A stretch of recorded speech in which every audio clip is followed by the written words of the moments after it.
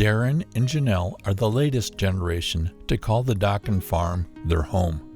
The balance of the property belongs to brother John and his wife Sarah and sister Kim.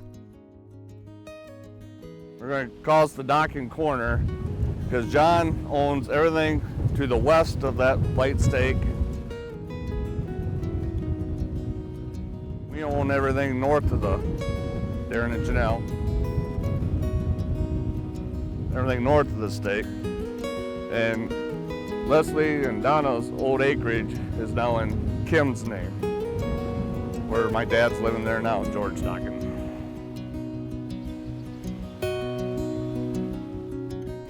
On July 9th at 1 p.m., the Dokken family farm turned 150 years old.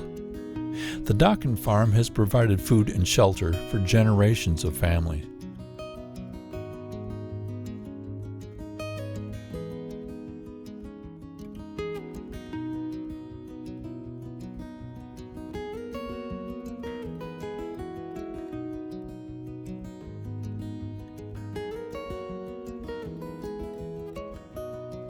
Used to be actually two buildings there.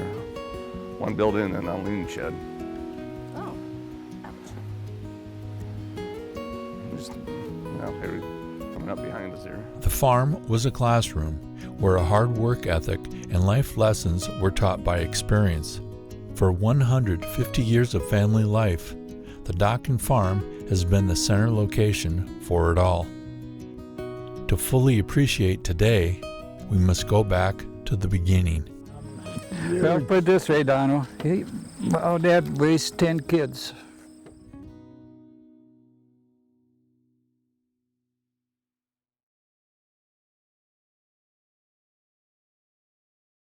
Everyone's life begins with a blank page.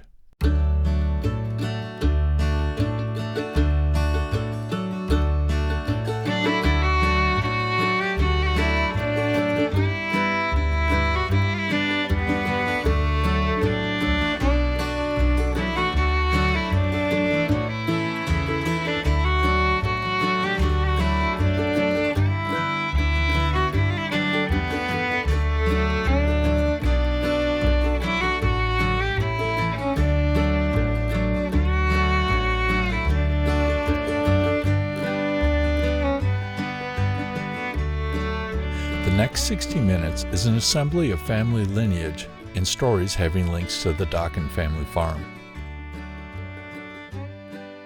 A big thank you goes out to David Nelson. In 2016, David compiled a wealth of family records, putting it all into one structured collection. Using his work for reference has helped me tremendously in producing this video. The stories, articles, and photos he gathered are the holy grail of our family's history.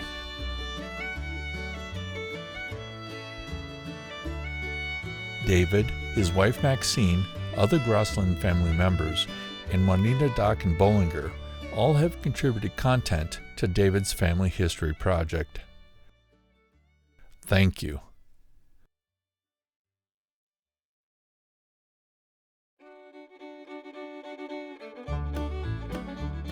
My name is Craig Dokken.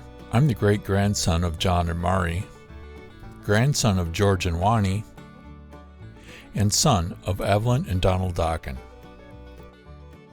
I'm the eldest of Donald's 3 kids. Notice I didn't say tree kids. I'll explain more about that later. I hope you find the following to be educational and inspiring as well as entertaining.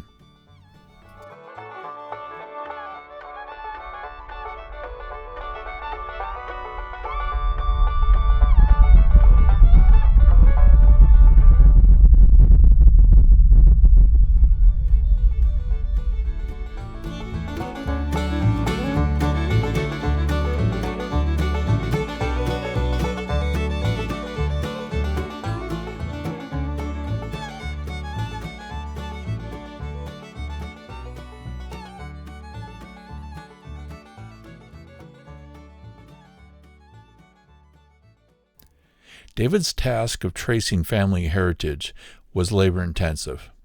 He would discover that church records in Norway were the most helpful for information, and that it was common for Norwegians to change their names, often. Those clever Norwegians had a version of the witness protection program built right into their heritage. Here's only one example of tracing using John Dokken's roots. John was a Norwegian immigrant who founded the Dokken Farm in 1872. John's name came from his grandfather's first name, Johans, or John. It was not unusual to have a variety of spellings, even for one's proper name. Spelling words by sounding them out in a Norwegian accent can be a nightmare. John and his siblings were given their father's first name, Helg, suffixed with the child's gender.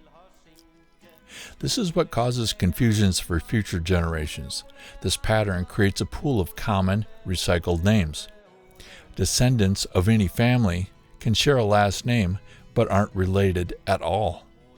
Traditional Norwegian surnames were more about describing one's identity than linking to a family's bloodline. They sometimes may include the name of the farmstead, topography, or occupation of the person.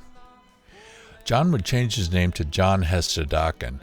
The CLDokken Farm is where he and his family lived and worked. Hesta meaning horse, Dokken meaning depression in the land.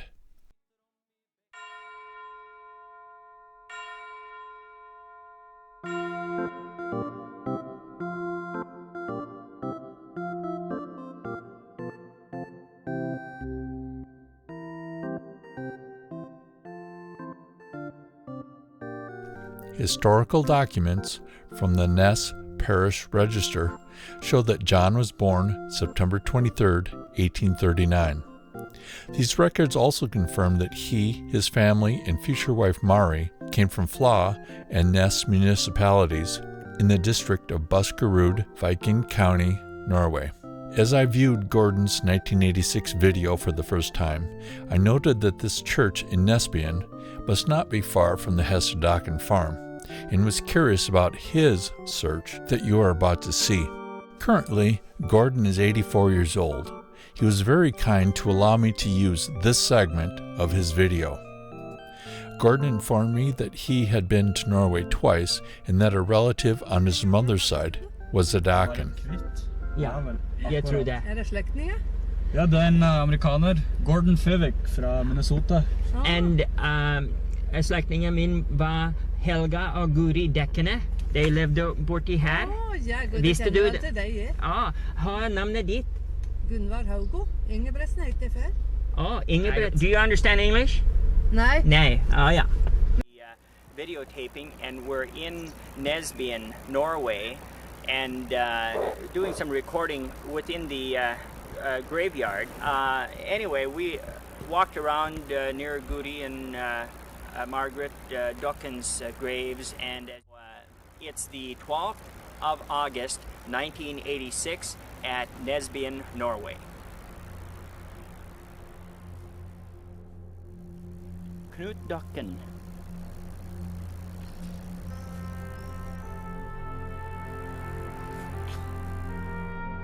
Guthrum Dokken. Truls. Hva er det Knutsen Dokkene? Dekkene. 1928. And Guthrum Dokken was 1963. Oh, and there's Margit Dekkene, 1944. Other Dokkens around here. Let's see, what is the year of this one? This was another one in 1976. A lot of Dokkens around here. Cross-referencing the names on the headstones with David Nelson's family tree research, a few names matched or were similar, but the dates didn't coincide, suggesting there are possibly family connections, but not enough to confirm a link. Again, Norwegians changed their names throughout their lives, and spellings would vary. Today, Nesbeyen has a population of 2,100 people. For generations, Dokken bloodlines have lived and worked in the surrounding area. regardless if we are descendants of any of the people these markers represent. Odds are many within this deceased population knew our ancestors, and that's a connection to our past also.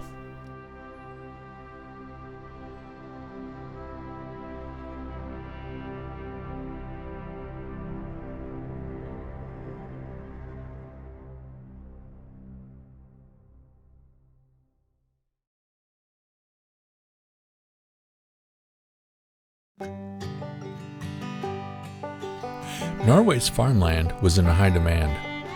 Most was owned by government or wealthy families. Less than 5% was tillable. Farms were usually passed down to the firstborn male child, leaving the rest of the siblings having to earn a living outside the farm. John and his parents' family were most likely husband farmers, meaning they lived in a house on the Dokken Farm in exchange for an agreed amount of labor.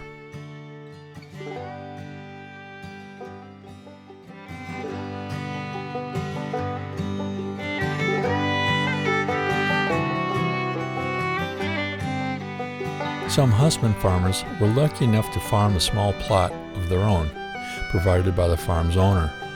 They were given time to tend to it at the end of the day, which was often an 11-hour day. They were not expected to work for the farm's owner on Sundays, so they were able to work on their own plot then. These farmers were poor, worked very hard, and had little hope of improving their lives or the future for their family. On February 4th, 1861, John's father, Helge, died on the Dokken Farm.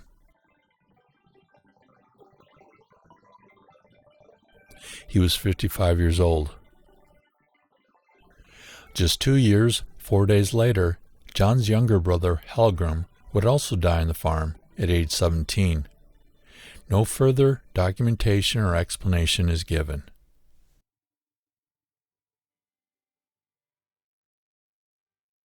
Railroad agents from the U.S. traveled to Norway and Europe to publicize the land ownership opportunities America was about to offer. They needed future demand for their train services if they were to extend their rail lines. The Midwest was opening up to settlers with what was called the Homestead Act. As a young farmer, John probably had little hope about his future, working land he did not own. And like so many other Norwegians during this time, he dreamed of making America his new home. Considering the unknown risk and hardship of following those dreams, it could be argued at the time that Norway had very little to offer him or his family. In the year of Helgrim's passing, the Norwegian census did not list John, suggesting sometime prior to 1865, John had already made the 4,000-mile journey to America. During this era, most ships provided very little for immigrant passengers. Unless they were wealthy, immigrants were steerage-class passengers for the voyage across the Atlantic. Men, women, children would be placed together below deck. The stench and conditions resembled a stockyard. Under these stresses, personal conflict often erupted. The unsanitary conditions would spread sickness. John's mother, his sister Kari, with her husband Eric and 4-year-old daughter also named Kari, would board ship and leave for Quebec, Canada on May 3, 1867. They crossed the Atlantic at the speed of a trolling motor, taking them 39 days. That's an average speed of 3.5 miles an hour. 1 year later, John's brother Ryer and his wife Christy, who was with child, would make the same journey with their 2 boys, Helge and Tollef. But their dreams for a better life would take a sudden turn. On their voyage, Christy would give birth. Their eldest son, Tollef, would die of causes not documented, and the baby wouldn't survive. Both would be buried at sea. Imagine leaving your homeland with only the bare necessities. This era was a critical time for our nation's existence. John and his siblings had risked everything to come to America. Each of the following turn of events had the potential of creating a less desirable life than what had been given up.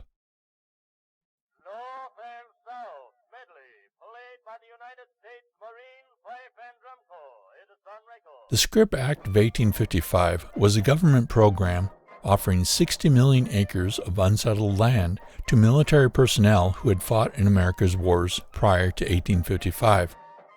Each plot of land would average about 160 acres. After the patent was awarded, there would be no requirements for the land's use.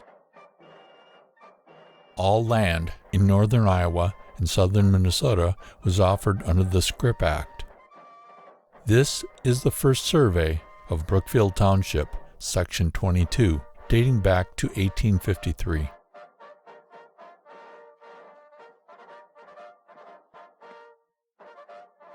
On March 10, 1859, Silas Sawyer was awarded the patent for land under the Scrip Warrant Act signed by President Buchanan. Sawyer was a volunteer soldier from Alabama. He fought in the American-Mexican War in 1846. He was the first landowner of where the Dokken Farm site now resides. A version of the Homestead Act finally passed the Senate after years of failed attempts. President Buchanan vetoed it. By 1859, President Buchanan had become an unpopular president with the Northern Democrats and the newly formed Republican Party. They took issue with this position. Slavery is a matter for the states and territories to decide, not the federal government. President Buchanan's cabinet was made up of Southern Democrats who stood by the social and economic engine of the South, which relied on slave labor. The growing unrest of the South saw the president's position as supporting their cause, and plans for secession were put on the table. His strategy was to offer as much land under the Scrip Act as possible, holding off land proposed under the Homestead Act. He envisioned the expansion of plantations, not providing farmlands to immigrants.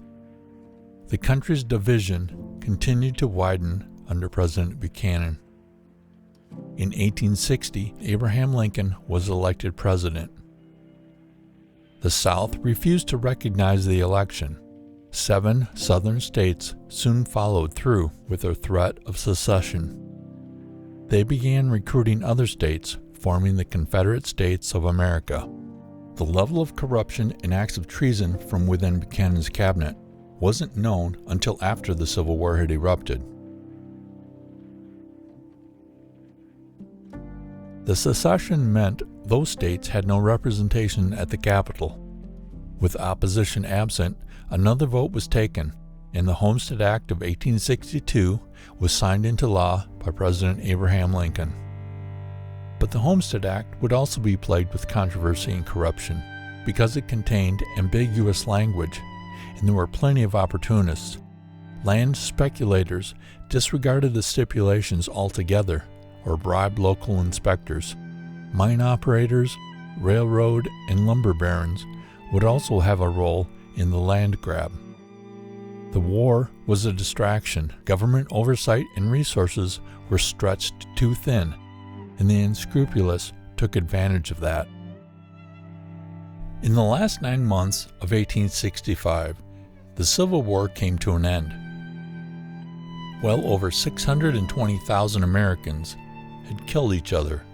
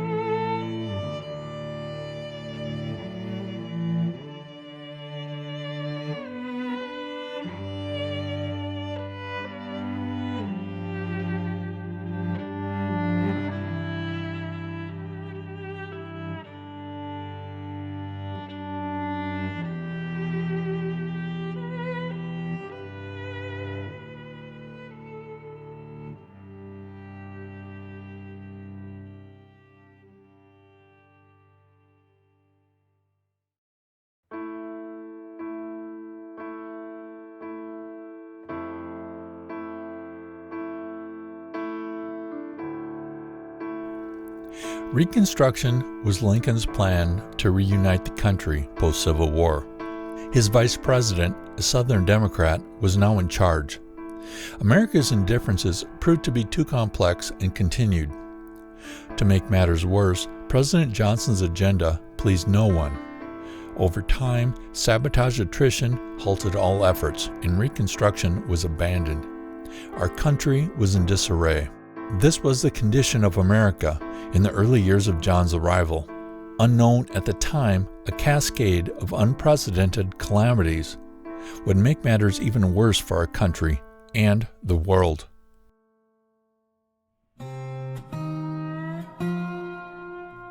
In September of 1873, America's entire banking system collapsed. The repercussions triggered a world depression that would last 5 years in the U.S., but devastated Europe. There would be no expansion of Southern plantations.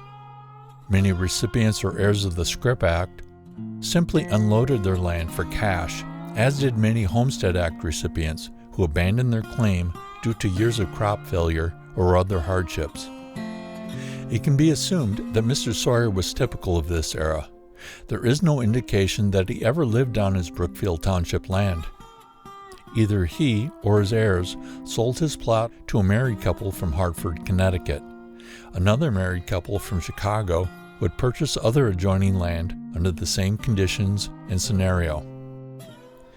Thomas and Josephine Bissell were the couple living in Connecticut. A census from 1880 showed he was a real estate broker. She was a housekeeper. They had 2 children and 2 personal servants living with them. After he died in 1906, court records were made available to the public. Besides the distribution of his real estate holdings and personal belongings, he gave $100,000 to each of his 2 children. The cash alone is over $6.5 million in today's value, a far stretch from the pioneer's assets he profited from. The Bissells would sell 80 acres of land to John. He would agree to pay them $8 an acre. Just months before the nation's banks would fail, on July 9, 1872, at 1 p.m., John H. Dokken of Rock County, Wisconsin, became the owner of land that would stay in the Dokken family for generations. He would make 2 more purchases of 40 acres, one in 1873 and the other in 1877, from the married couple in Chicago. In Norway, John was a husband farmer.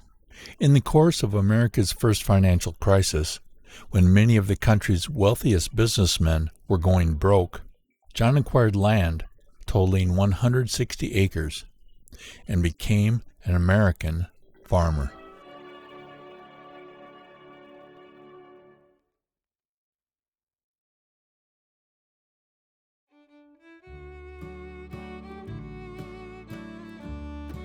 John's marital status would change on February 15, 1878.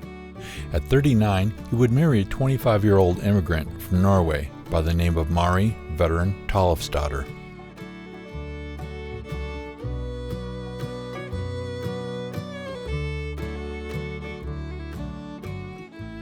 Elk Grove church records show that as a language, Norwegian was still used.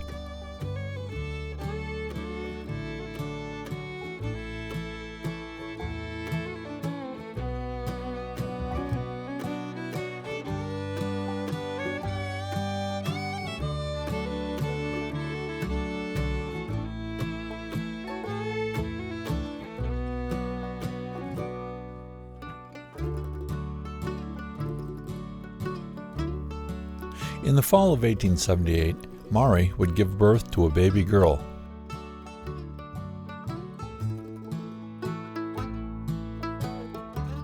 Supported by family lore, and it was typical for the era, John, Mari, and baby lived in a sod house for the first few years.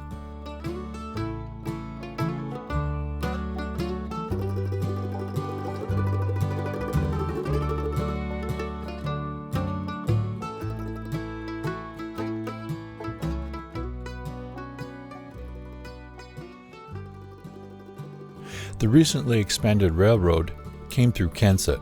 The railway would provide access to building materials previously unobtainable.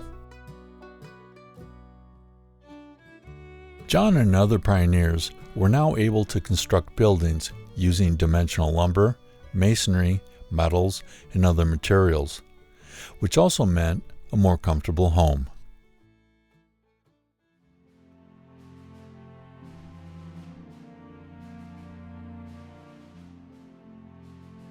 Throughout the 1800s, 2,900 residents left the area of Nes, Norway to pursue a better life in the U.S. In the early 1870s, nearly 40% of the Norwegian immigrants had their tickets prepaid by the Norwegian families who had come before them. Racine and the surrounding area became the central hub of the newly arrived Norwegian immigrants.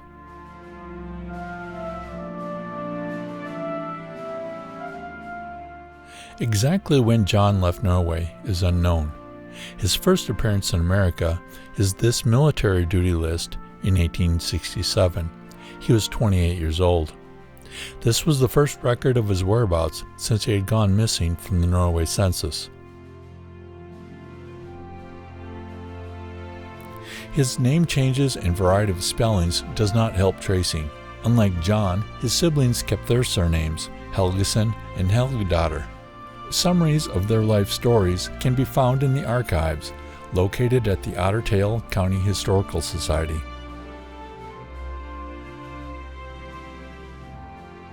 While John was on his farm, each sibling eventually would settle in the Rossay area, but it wasn't their first choice.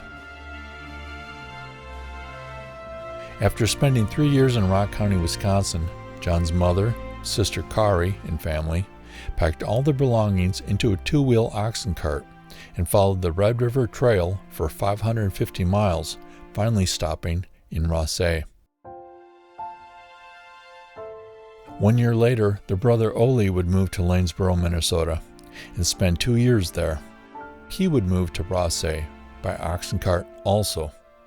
Roughly during this time, John's oldest brother Ryer and his family would leave for Emmett County, Iowa. Eventually, he too would move his family to Rossay. 270 miles separated John from his mother and 3 siblings. The upcoming decade would bring devastating tragedy to each family. Because of the distance, John, he was on his own.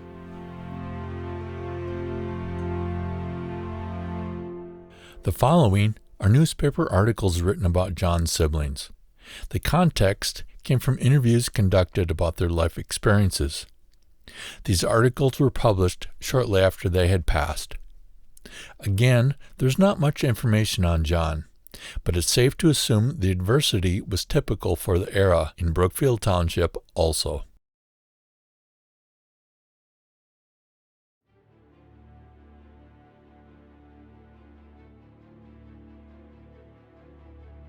Generally speaking, locusts and grasshoppers are the same. When these insects are non-migratory and non-destructive, they are considered grasshoppers. When the opposite is true and among a dense population, they are referred to as locusts. In the early 1870s, there were drought conditions on the plains.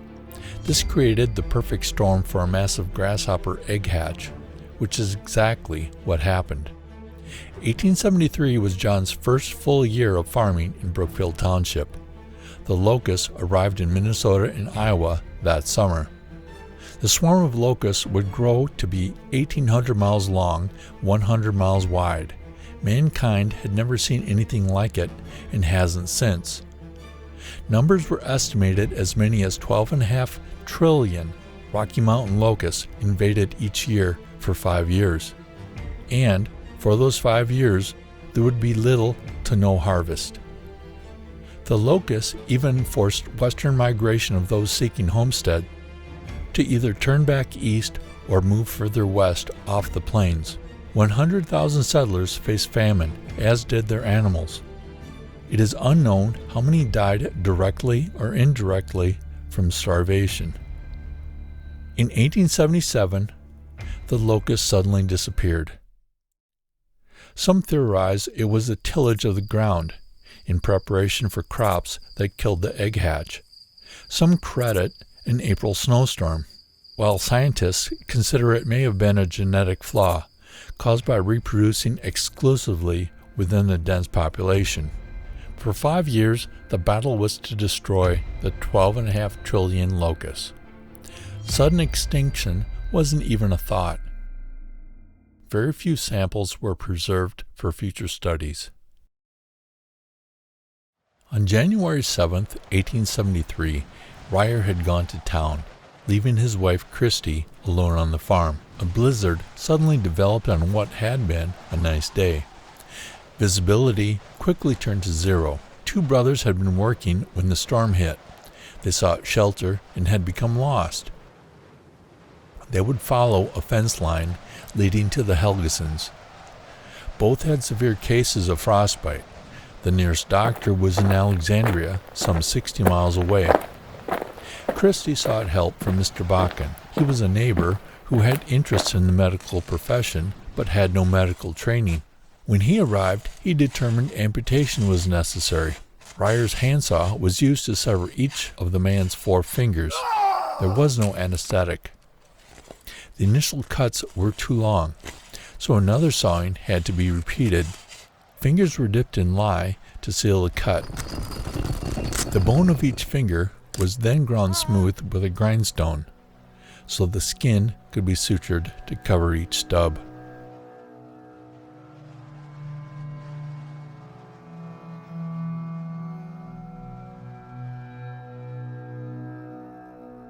Diphtheria is a bacterial infection that forms a pseudomembrane in the throat.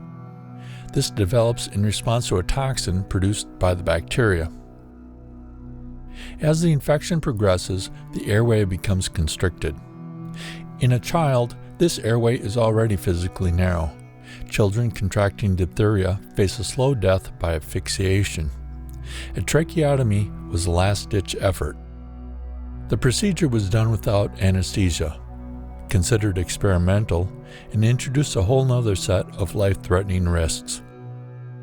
Even if the trach was successful, very few survived. In 1883, diphtheria was a worldwide epidemic. World medical scientists came together. From their collaboration, an antitoxin therapy was developed that saved the lives of infected patients. It was not a vaccine. The antitoxin came from a horse. After an injection containing weakened diphtheria, the horse would develop antibodies as a response. The horse's blood was then collected and processed. The serum containing the horse's antibodies was then injected into diphtheria patients. This therapy wasn't perfect, but it did improve the patient's chances dramatically. In the summer of 1883, methods how to stop the spread of diphtheria were disputed. Social culture back then was all about family gatherings. To isolate during the summer months wasn't a viable option. It went against tradition. Diphtheria found its way into each of the homes of John's siblings. Their grief had to be unbearable.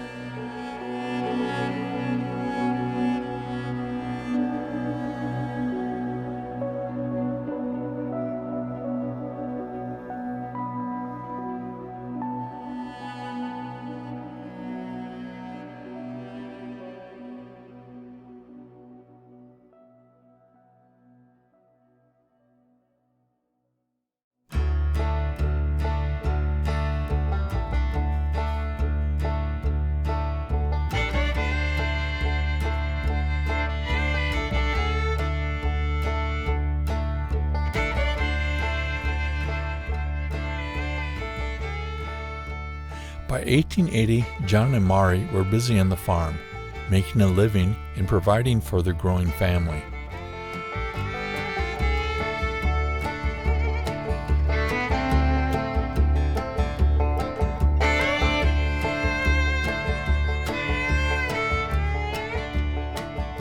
They had named their 2-year-old daughter after John's mother, Joran, but here she would be referred to as Julia. Later in life, she would go by Jane. Both mother and daughter Mari would settle on Mary.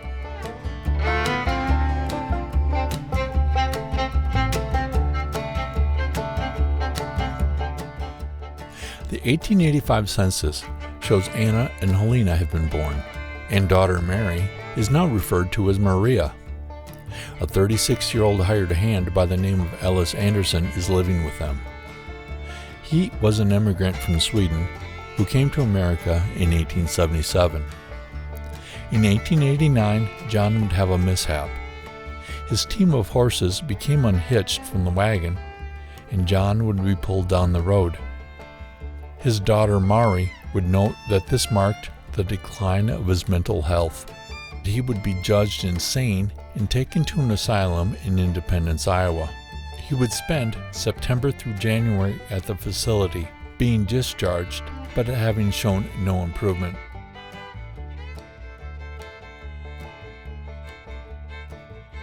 Four months later, on April 14, 1890, Mary observed John in the barnyard. An hour later, she called out for dinner, but he didn't answer. After investigating the building site, she came upon the granary door, which had been fastened within. Mary sought help from a neighbor, Ole Foss, who forced the granary door open. They discovered John hanging 3 inches from the floor. He had taken his life.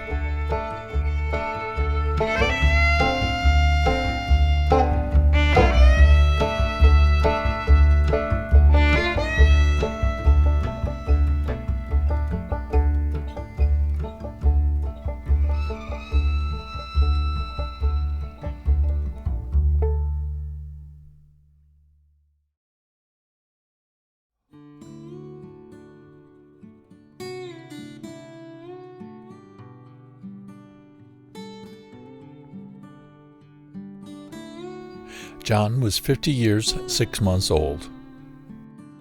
John and Mary had recently celebrated their 12th anniversary. John was 13 years, 9 months older than Mary, and they were parents of 6, soon to be 7.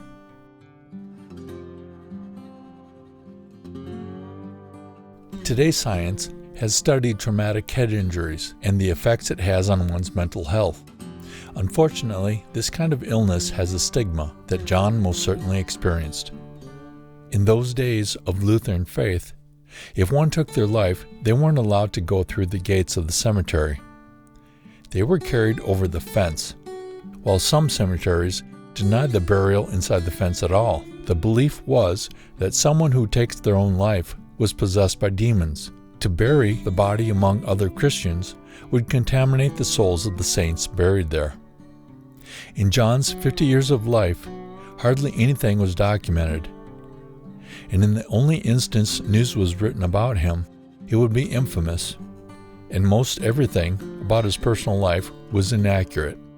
In all, John was an unsung hero who didn't receive the credit or respect he deserved. He came to America with practically nothing.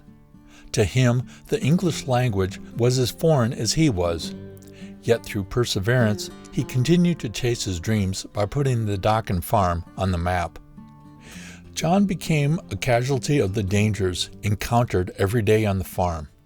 His life ended too soon with a stigma attached. 150 years later, we honor John's achievements in founding the Dokken Farm that has provided food and shelter for so many. In true John H. Dokken fashion, the lack of document would continue to the very end. It's hard to imagine the shock when the patriarch of the farm becomes suddenly absent. The future of the Dokken Farm was seriously in doubt. 36-year-old Mary was busy raising her 6 children, and to further complicate matters, she was 6 months away from giving birth. Unknown at the time, her child, not yet born, would save the farm from sale and make it productive again if they could only hold on that long. Neighbors and family must have gathered to help Mary and the kids, as it was customary to do so back then. But this was a temporary relief to an expanding set of difficult circumstances. The following year, December 5th, John's 84-year-old mother, Joran, would die in Carlisle, Minnesota. She was a charter member of the Hedmarken Lutheran Church. It's astounding to imagine the tragedy she must have endured, as well as the challenges she faced in her lifetime. For reasons unknown, she too would be buried in an unmarked grave.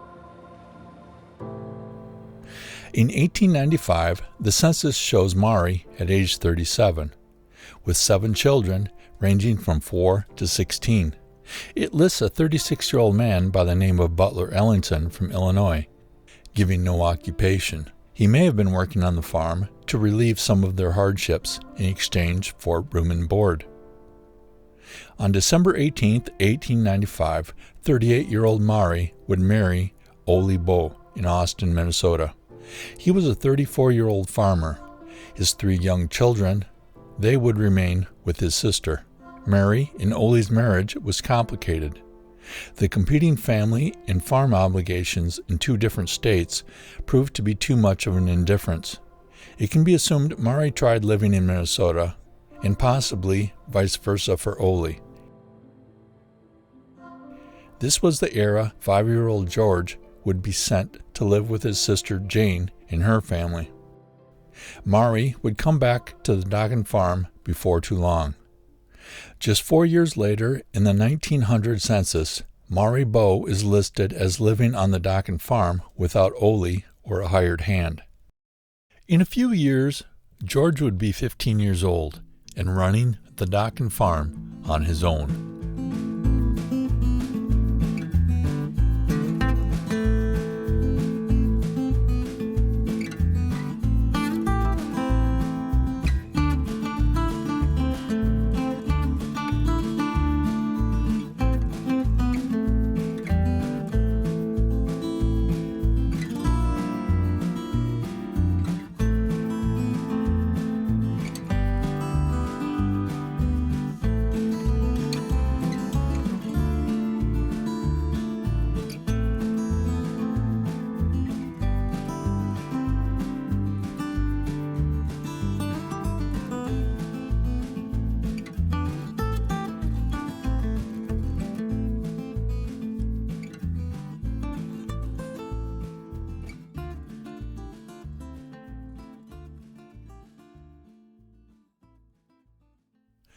Tuberculosis is a bacterial infection of the lungs, also referred to as consumption disease, wasting disease, white plague, or just TB.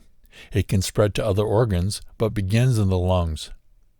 The bacteria progressively destroys tissue as it feeds. In the early 1900s, death was a real possibility.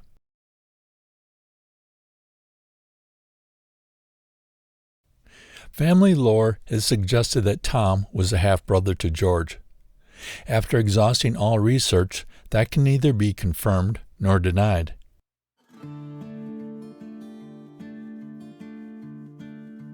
It's unknown why Tom chose to spell Dokken with a C. During the era of when the very young George was taking over the farm, he probably could have used some help from his older brother. But Tom had decided to move to Racine, Wisconsin, where he worked as a waiter at a hotel. In 1918, Tom contracted a case of tuberculosis.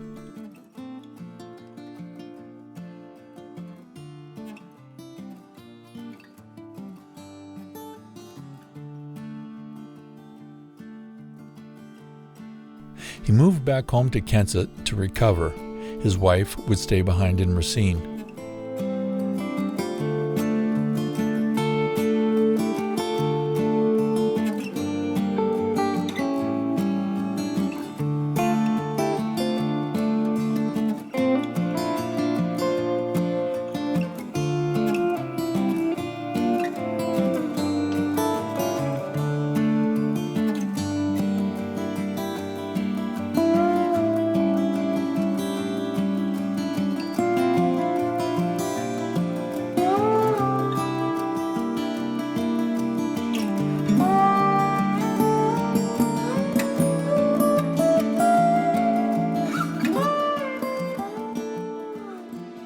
Tom would be admitted to Park Hospital in Mason City. His appendix had ruptured. On January 19, 1919, the toxins in his system proved to be too great. He was 33 years old.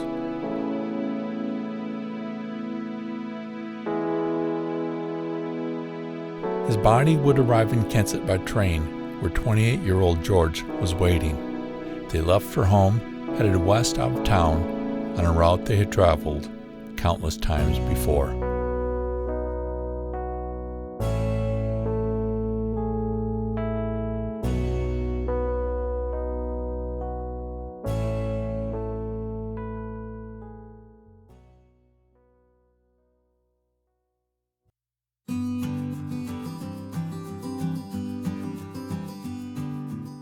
Jane and Evan farmed in Bristol Township for many years. Many of these sons and daughters continued to farm in the area. Maria and Ole had a farm by Kensett until 1929. Anna lived on the farm till the 1940s. She then moved into Kensett. She was never married and had no children. Helene and Clarence, he was a mason, and he also worked for the railroad. Elert was their son, who was a POW in World War II. Tom, to our knowledge, has only family from the Kensett farm and a widowed wife. These are 1887 Worth County birth records. It references Hilda with the last name Helgeson. She holds the title of the Dokken Farm's most loyal resident. She was never married. She was born, lived, and died on the Dokken Farm. No one else can make that claim. George was the youngest of 7. Even though 3 of his siblings would have no children, he and the 3 sisters made up for it, having a combined total of over 40 children. The 1910 census shows that George Cisco and his wife Betty were living in Kentucky. By 1920, Wani's family is living in the Bristol Lake Mills area with Betty's brother William Adams and his wife. At this point, for unknown reasons, George Cisco had changed his name to Sam and the family name to Elam. George would first meet Wani Elam in Bristol. They would marry in 1922. George was 31, Wani was 18.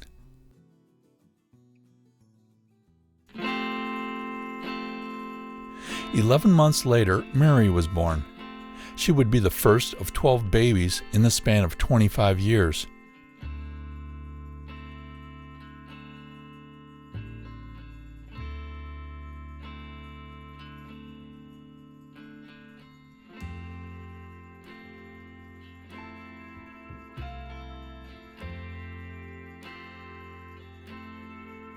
It must have been known that Curtis was sick, for there are more pictures of him than Mary at this age.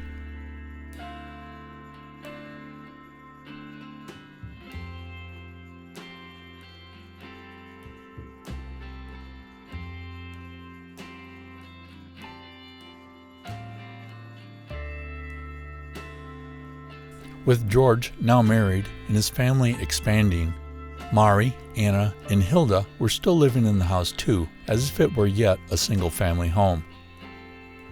There had to be conflicts regarding practical living space, legal ownership, and privacy issues. The solution was to divide the Dokken house into a duplex home arrangement, with Mari, Hilda, and Anna on one side, and George, Wani, and his family on the other side. In 1925, Hilda came down with tuberculosis.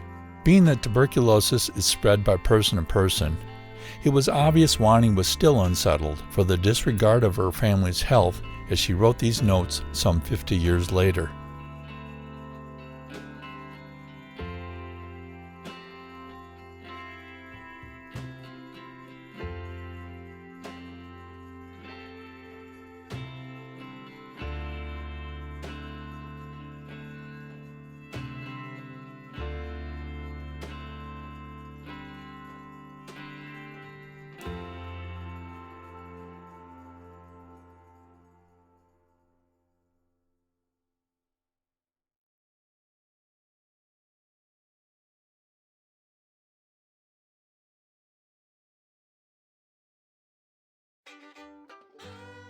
George's siblings and their families, as well as the Elams, gathered regularly at the Dokken Farm. Most of these photos are relatives. The others are friends and neighbors that would stop by. One could say the welcome mat applied to everyone on the Dokken Farm. Regardless of kinship, having a photo in the Dokken album meant you were family. Wani without glasses. George holding Donald. Hazel, James, Truman.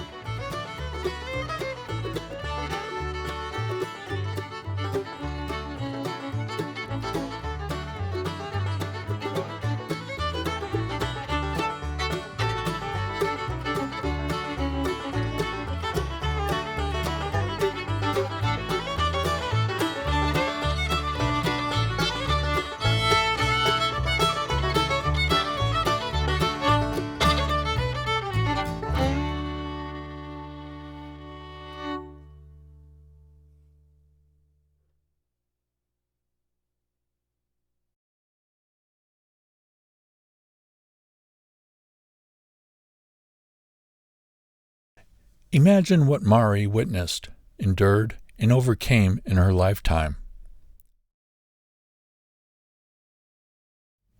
It's an assumption these are George's two sisters. Jane, Maria, Anna, and Helene were still living at the time. Mari would break her hip. In those days, there was nothing they could do. She was bedridden. George would care for her. Her sisters couldn't. As if her hip wasn't painful enough, she developed bed sores.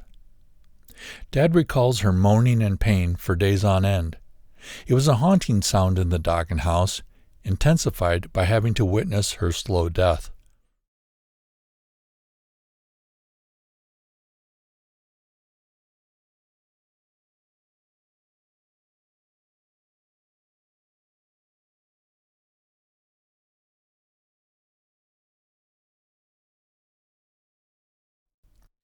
George would bury Mari, Hilda, and Anna.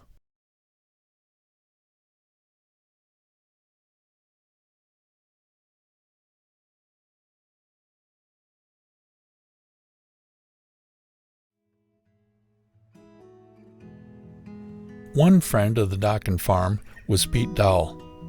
Dad reinforced that Pete was a good guy. And as Dad put it, he was a #1 carpenter. Pete built the cupboards in the kitchen of the Dokken house. They are still being used today. Dad said when he was in the hospital with a ruptured appendix, Pete came to visit. After finding out all the family had left because of obligations, Pete stayed and spent the night in a chair. He didn't want Dad to be alone. When Pete died, Dad purchased all his carpentry tools, each stamped with his initials, P.D.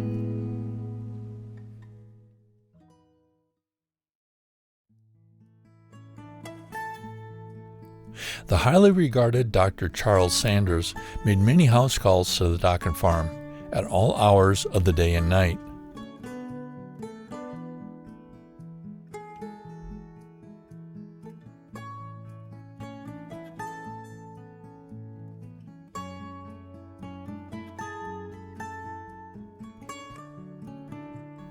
Even at age 51, George had to register for the military.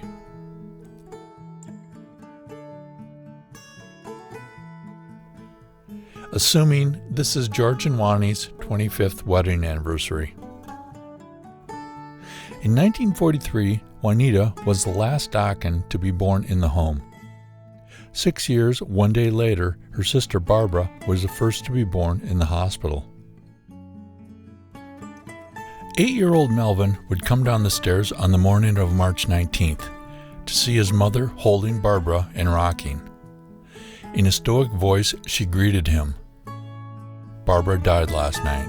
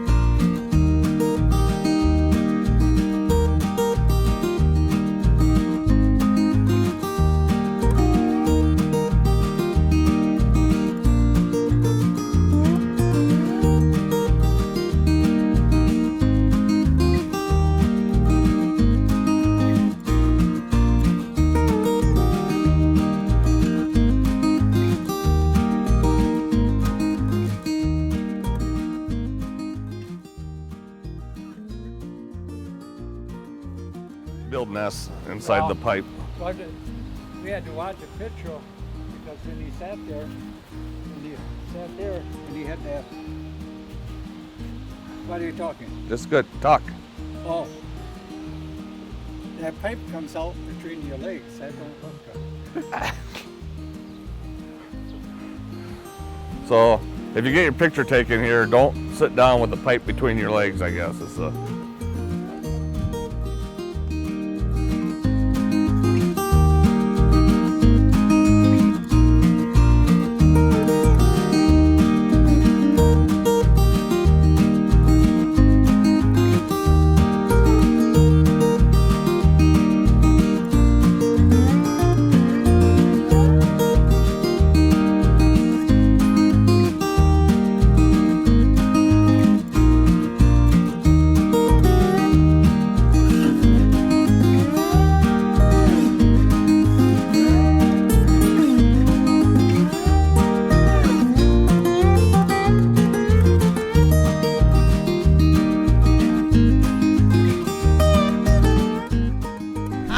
Too, because I was pretending it was a microphone and I got real close and I chipped my front tooth.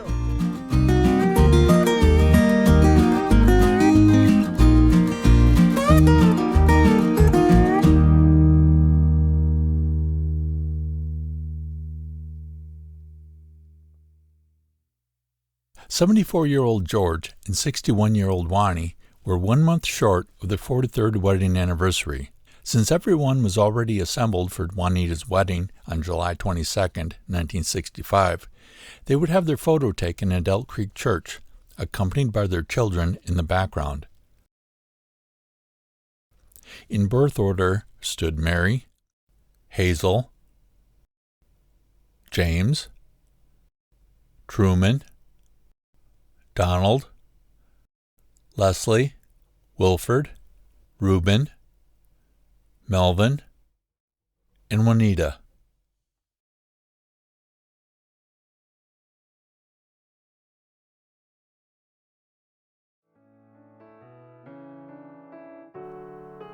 In 1965, Elk Creek Church celebrated its 100th year. Audrey and I, Mom and Dad, Mary and Merle were there for the photo op. Much like Nesbeyen, Norway, many of these people were friends and neighbors of the Dokken family.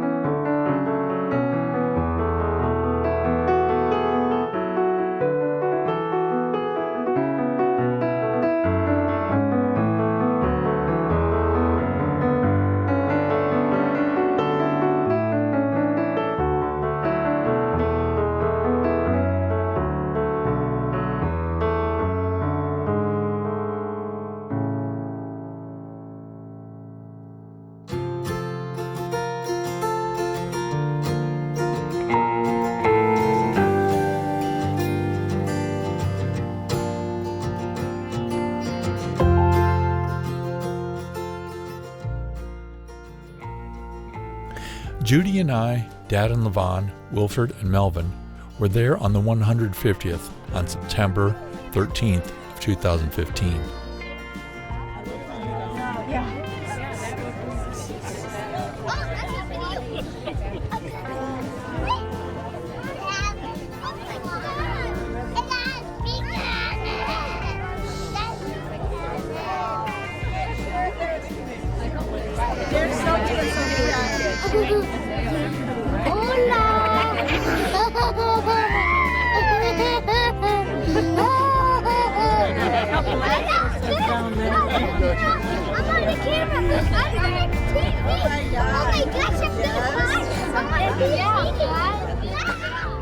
It would be interesting to know who among this 2015 group were in the 1965 photo.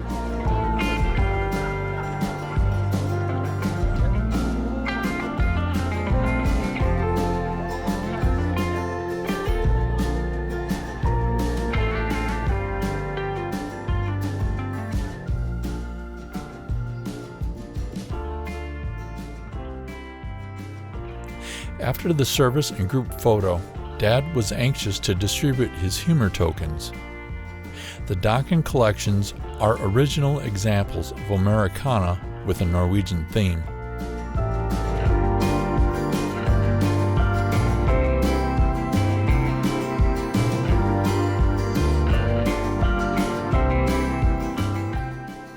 An unexpected departure gift to remember Elk Creek 150th year celebration.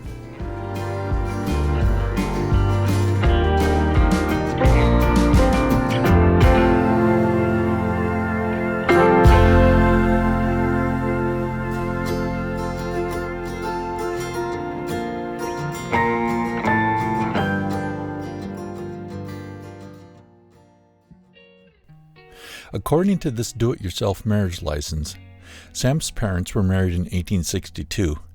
These names and others are in agreement with the Elam family history book. George Cisco, a.k.a. Sam Elam, and Betty were married May 16, 1903.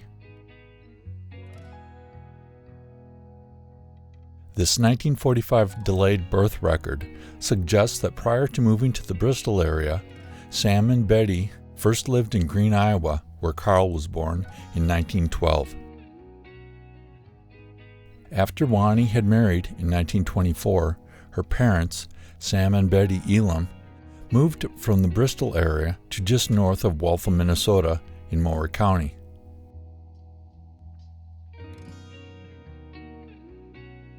There, Sam would farm 80 acres.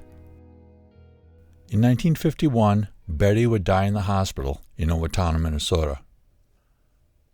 Sam would lose all ambition to farm in the following years. The farm fell into disarray. In the early 60s, Donald was working as a carpenter. Construction jobs opened up in southeastern Minnesota, and since Sam was Donald's grandfather, he saw the need to watch over him. So Donald moved his family from Coralville, Iowa, onto Sam's farm. Donald and family would work on the farm during the evenings and on weekends. After a couple of years, it was eventually returned to a respectable farm site. Considering his years of invested work, Donald would offer to purchase the farm from Sam. George strongly advised Donald not to waste his money on Minnesota farmland, but there was too much time and work already invested not to.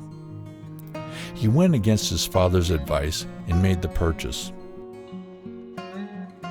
On the night of September 12, 1965, the Dokkens paid a visit on another former Kensett family, the Thones, who lived 6 miles away. While we were on our social call, Sam had intentions of robbing honey from a wild beehive.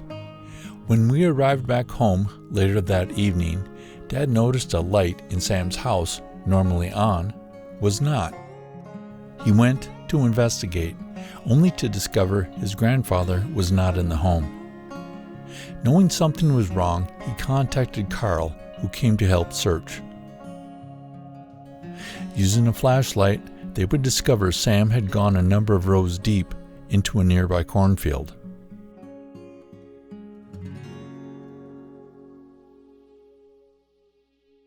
He had been stung so many times, anaphylactic shock had taken his life.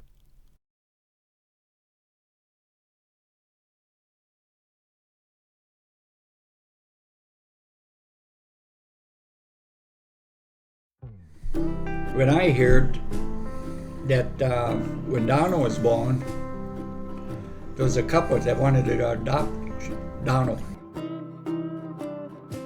My dad would go to the grocery store. My mom was never in the grocery store, and it was flour, sugar, and salt. And had a big garden. Potatoes she'd buy 100-pound sack of potatoes and the flour 50-pound bags, and she baked bread every day. 50 pounds twice a week. Sometimes 8 loaves of bread a day.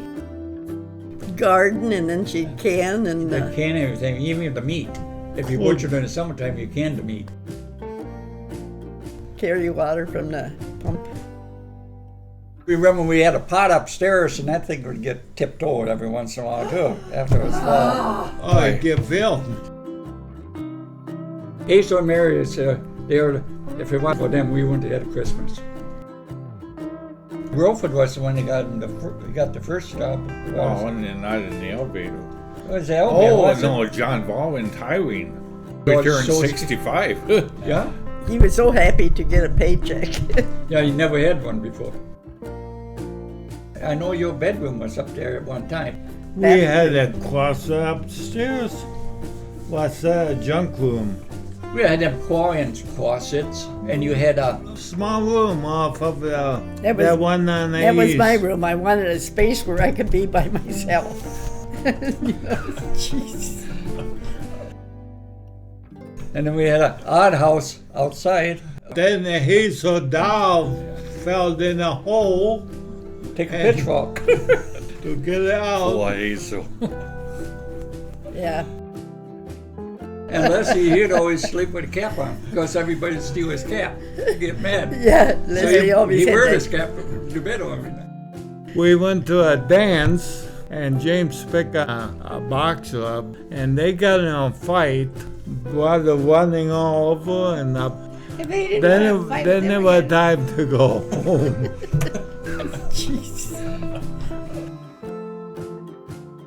And he was kidnapped at Christmas time. The nurse was babysitting him. And then, so I was worried about kidnappers. And I asked my dad, I said, what would you do if a kidnapper kidnapped one of us? You don't have any money. And he says, I'll tell him to come and get some more.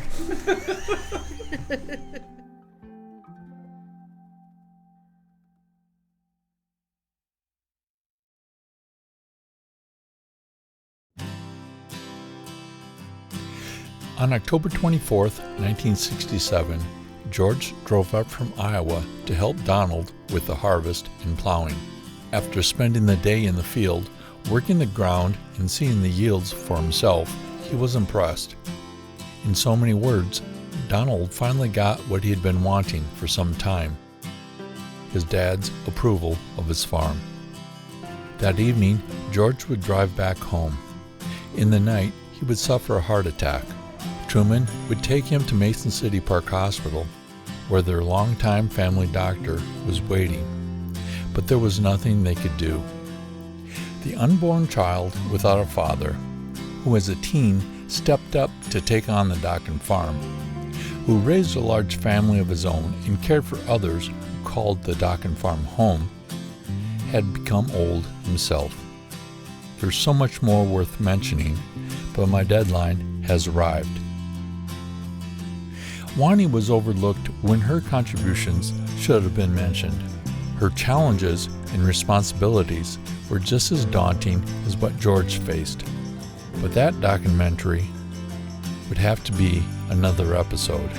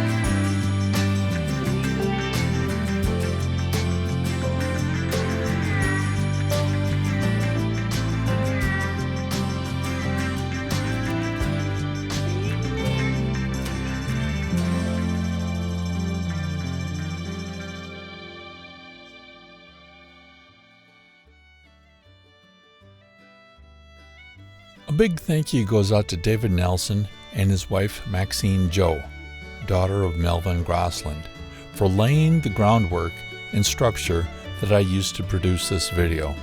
Thanks to Juanita for supplying me with shipments of old pictures, memorabilia, original documents, and helping me with the family facts. Thanks to my dad for providing his 8mm movies, photo collections, and stories. Thanks to the Alexandria crew for your initial guidance in providing motivation. Linda and Mike McFan for being the core for most of the reunions where I collected my content. John Dokken for his drone footage. Kinsey for suggesting the source music tracks. Becky Ingleby for sharing her personal historical collection.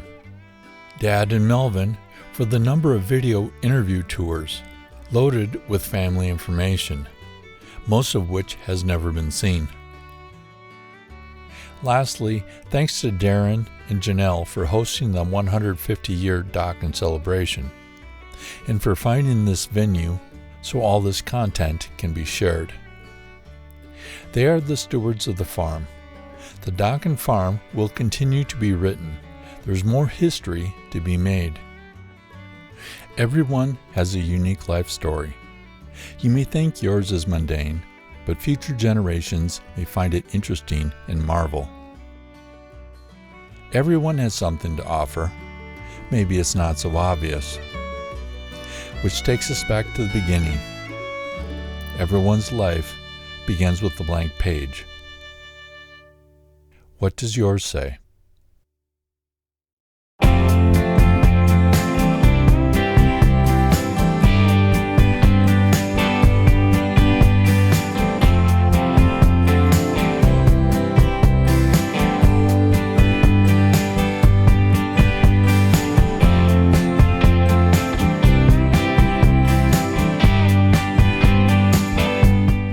Anything you want to say there, Mike? Happy family reunion 2011. There you go. That could be an opening. That could be an opening. Good job. Yeah, that's it. Roll the credits.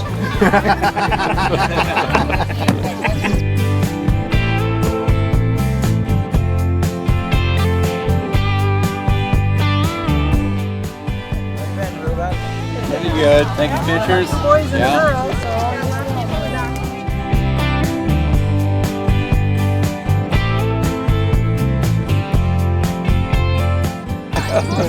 Oh, we get right. But I haven't fished. I was All I have to do is have my ready. and then hunting, but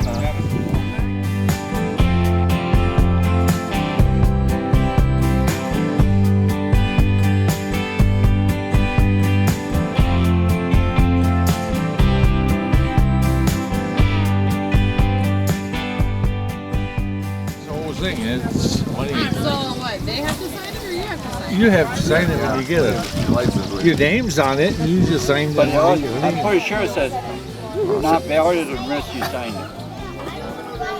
Okay, Ruben, what's the trick here? it's whoever does it. Just got rip on it.